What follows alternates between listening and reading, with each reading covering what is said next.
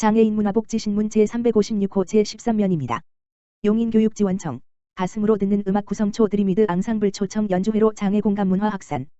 용인 구성초등학교 교장 김성은 19일 구성초 강당에서 드림위드 앙상블 연주팀을 초청해 전교생 및 교직원을 대상으로 연주회를 실시했다. 드림위드 앙상블은 국내 최초 발달장애 성인으로 구성된 클라리넷 연주팀으로 음악을 통해 장애인에 대한 편견 해소, 장애 인식 개선의 계기를 마련해 사회를 아름답게 만들려는 소명의식을 가지고 이를 실천하는 사회적 기업이다.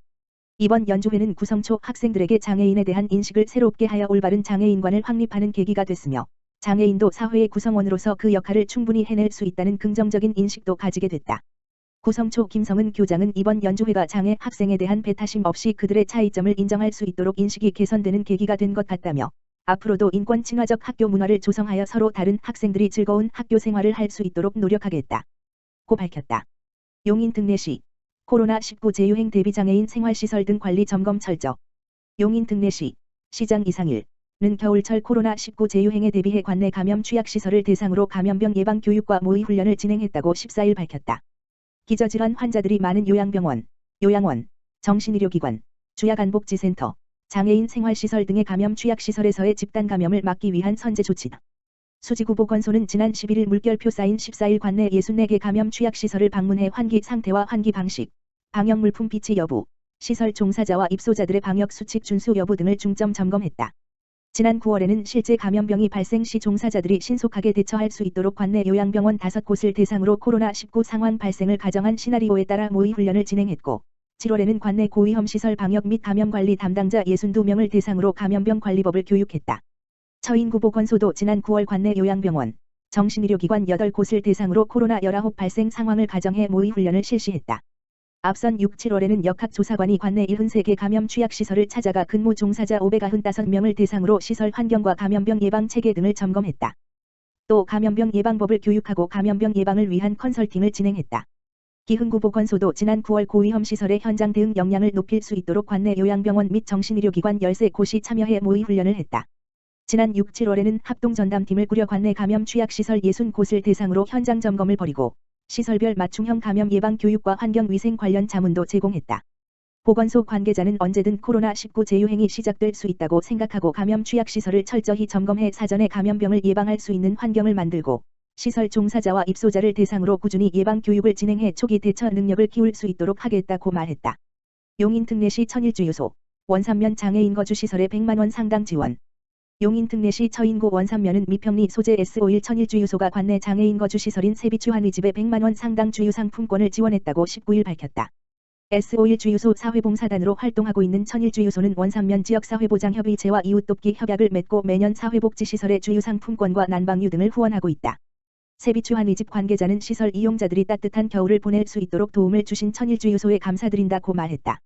원산면 관계자는 이웃을 생각하는 작은 나눔들이 살기 좋은 원산면을 만드는 큰 힘이라면서 앞으로도 이런 나눔들이 확산할 수 있도록 노력하겠다고 말했다.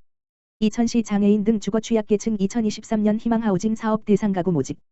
이천시 시장 김경희는 시민들의 봉사활동과 자발적인 재능 기부로 취약계층의 주거 환경을 개선하는 사업인 2023년도 희망하우징 사업 대상 가구를 모집한다고 밝혔다.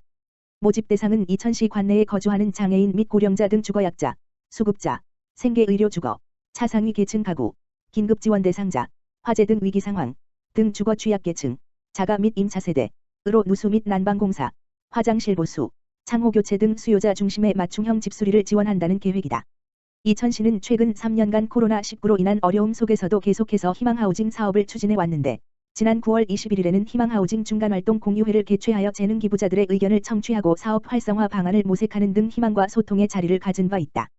한편 지난 10월 12일에는 사음동 윤모 할머니의 지붕 누수 방지를 위한 공사를 마지막으로 2022년 희망하우징 사업을 마무리한 바 있다. 주택과 관계자는 보통 희망하우징 대상자 모집은 해당 연도 1, 2월에 진행하였기 때문에 신속하고 원활한 사업 진행에 어려움이 많았다면서 2023년부터는 빠르게 사업을 진행하여 많은 분들에게 혜택이 돌아갈 수 있도록 노력하겠다고 했다. 정상호 주택과장은 2023년도 희망하우징 사업은 오는 2022년 11월 11일까지 대상자를 모집하고 11월 30일 개최되는 간담회에서 재능기부자와 연계하여 2023년에는 주거 취약계층에 대한 지원이 신속히 이루어질 수 있도록 하겠다면서 자세한 내용은 각 읍면동 행정복지센터나 주택과 주택행정팀, 다만 전화기 지역번호 031-644-2402으로 문의하면 된다고 말했다.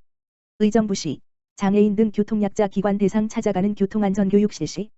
의정부시 시장 김동근은 교통안전 선진문화 정착 및 시민의 교통사고 제로화를 위해 미디학 어린이, 노인, 장애인 등 교통약자 관련 기관 단체를 대상으로 2022년 찾아가는 교통안전교육을 실시한다. 교통안전 전문교육을 이수한 의정부시 녹색어머니연합회 회장 조은혜에서 주관하는 이번 교육은 10월 24일부터 연말까지 매주 평일 월 물결표 쌓인 금에 진행되며 횡단보도 건너는 방법 바로 알기, 보행할 때 주의사항, 교통안전 골든벨 퀴즈 등 알찬 프로그램으로 진행된다. 특히 이번 교육은 직접 찾아가는 방문교육으로 이동의 제약이나 날씨와 상관없이 교육 대상자가 원하는 장소에서 진행되기 때문에 보다 많은 교통약자들이 교육에 참여할 수 있을 것으로 기대된다. 교육 신청은 10월 17일부터 21일까지 5일간 의정부시 홈페이지 시민참여 예약 신청 교통안전교육을 통해 선착순으로 진행되며 인터넷 사용이 원활하지 않을 경우에는 방문 또는 팩스로도 신청이 가능하다.